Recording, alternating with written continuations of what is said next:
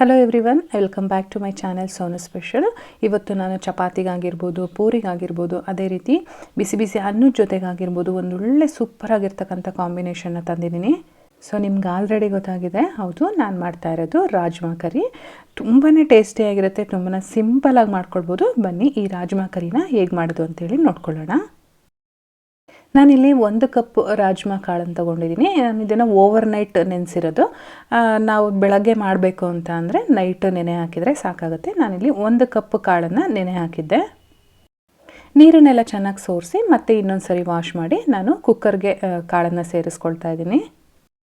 ಇವಾಗ ಈ ಕಾಳು ಮುಳುಗೋವಷ್ಟು ನೀರನ್ನು ಸೇರಿಸ್ಕೊಂಡು ರುಚಿಗೆ ತಕ್ಕಷ್ಟು ಉಪ್ಪನ್ನು ಕೂಡ ಸೇರಿಸ್ಕೊಂಡು ನಾವು 7 ವಿಷಲ್ನ ಕೂಗಿಸ್ಕೊಳ್ಬೇಕಾಗತ್ತೆ. ನೆನೆಸಿದ್ರೂ ಕೂಡ ಸ್ವಲ್ಪ ಹೊತ್ತು ಟೈಮ್ ತೊಗೊಳುತ್ತೆ, ಹಾಗಾಗಿ 7 ವಿಷಲ್ ಕೂಗಿಸ್ಕೋಬೇಕಾಗತ್ತೆ.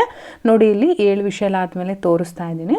ಕಾಳು ತುಂಬ ಚೆನ್ನಾಗಿ ಬೆಂದಿದೆ. ಈ ರೀತಿ ಒಂದು ಕಾಳು ತೊಗೊಂಡು ಈ ರೀತಿ ಮಾಡಿದ್ರೆ ಗೊತ್ತಾಗುತ್ತೆ ನಮಗೆ ಬೆಂದಿದೆಯಾ ಇಲ್ವಾ ಅಂತ.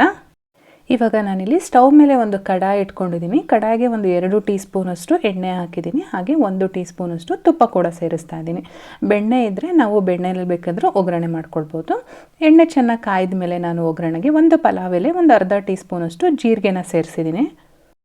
ನಂತರ ನಾನು 2 ಮೀಡಿಯಮ್ ಗಾತ್ರದ ಈರುಳ್ಳಿನ ಈ ರೀತಿ ಚಿಕ್ಕ ಚಿಕ್ಕದಾಗಿ ಕಟ್ ಮಾಡಿಕೊಂಡು ಸೇರಿಸಿ ಒಗ್ಗರಣೆ ಮಾಡ್ತಾ ಇದ್ದೀನಿ. ಈರುಳ್ಳಿಯಲ್ಲಿ ಸಾಫ್ಟ್ ಆಗಬೇಕು. ಹಾಗೆ ಇದ್ರ ಜೊತೆಗೆ 1 ಹಸಿಮೆಣಸಿನ್ಕಾಯಿನ ಹಾಕಿದ್ದೀನಿ. ಈರುಳ್ಳಿ ಚೆನ್ನಾಗಿ ಫ್ರೈ ಆದಮೇಲೆ 1 ಟೀ ಸ್ಪೂನಷ್ಟು ಶುಂಠಿ ಬೆಳ್ಳುಳ್ಳಿ ಪೇಸ್ಟನ್ನು ಕೂಡ ಸೇರಿಸ್ಕೊಂಡು ಅದನ್ನು ಕೂಡ ಒಗ್ಗರಣೆಯಲ್ಲಿ ಚೆನ್ನಾಗಿ ಬೇಯಿಸ್ಕೊಳ್ಬೇಕು. ಶುಂಠಿ ಬೆಳ್ಳುಳ್ಳಿ ಪೇಸ್ಟು ಈ ರೀತಿ ಎಣ್ಣೆಯಲ್ಲಿ ಫ್ರೈ ಮಾಡಿದರೆ ಆ ಟೇಸ್ಟ್ ಸಕ್ಕತ್ತಾಗಿರುತ್ತೆ ತಿನ್ನೋದಕ್ಕೆ. ನಂತರ ನಾನಿಲ್ಲಿ 2 ಟೊಮೊಟೊನ ಈ ರೀತಿ ಪೇಸ್ಟ್ ಮಾಡಿ ಸೇರಿಸ್ತಾ ಇದ್ದೀನಿ. ಟೊಮೊಟೊನ ಕಟ್ ಮಾಡಿ ಹಾಕೋದಕ್ಕಿಂತ ಈ ರೀತಿ ಪೇಸ್ಟ್ ಹಾಕಿದರೆ ಈ ಗ್ರೇವಿಗೆ ತುಂಬಾ ಚೆನ್ನಾಗಿರುತ್ತೆ. ಟೊಮೊಟೊದು ಹಸಿ ವಾಸನೆ ಹೋಗೋವರೆಗೂ ಫ್ರೈ ಮಾಡ್ಕೊಳ್ಬೇಕು. ಈ ರೀತಿ ಸ್ವಲ್ಪ ಗಟ್ಟಿ ಆದಮೇಲೆ ನಾನಿಲ್ಲಿ 1 ಟೇಬಲ್ ಸ್ಪೂನಷ್ಟು ಖಾರದ ಪುಡಿ, 1/4 ಟೀ ಸ್ಪೂನಷ್ಟು ಅರಿಶಿನ ಪುಡಿ, ಹಾಗೆ ಒಂದು ಅರ್ಧ ಟೀ ಸ್ಪೂನಷ್ಟು ಗರಂ ಮಸಾಲ, ಹಾಗೆ ಸ್ವಲ್ಪ ಉಪ್ಪನ್ನು ಕೂಡ ಸೇರಿಸಿದ್ದೀನಿ. ಕಾಳು ಬೇಯಬೇಕಾದ್ರೆ ನಾವು ಉಪ್ಪು ಹಾಕಿರ್ತೀವಿ, ಉಪ್ಪು ನೋಡಿ ಹಾಕ್ಕೊಳ್ಬೇಕು. ಸ್ಪೈಸಸ್ ಎಲ್ಲ ಹಾಕಿದ ಮೇಲೆ ಚೆನ್ನಾಗಿ ಮಿಕ್ಸ್ ಮಾಡಿಕೊಂಡು ಒಂದು 2ರಿಂದ 3 ನಿಮಿಷಗಳ ಕಾಲ ಫ್ರೈ ಮಾಡ್ಕೊಳ್ಬೇಕಾಗತ್ತೆ.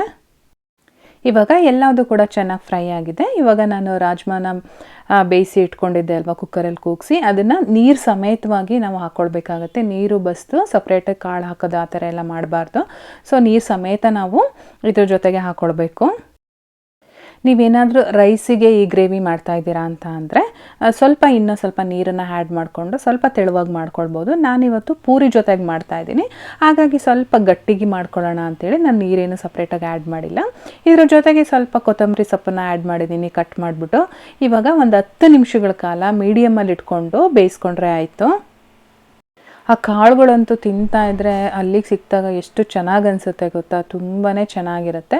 ಲಾಸ್ಟಲ್ಲಿ ನಾನು ಒಂದು ಅರ್ಧ ಟೀ ಸ್ಪೂನಷ್ಟು ಧನಿಯಾ ಪುಡಿ ಮತ್ತು ಕಸೂರಿ ಮೇಥಿನ ಹಾಕ್ತಾಯಿದ್ದೀನಿ.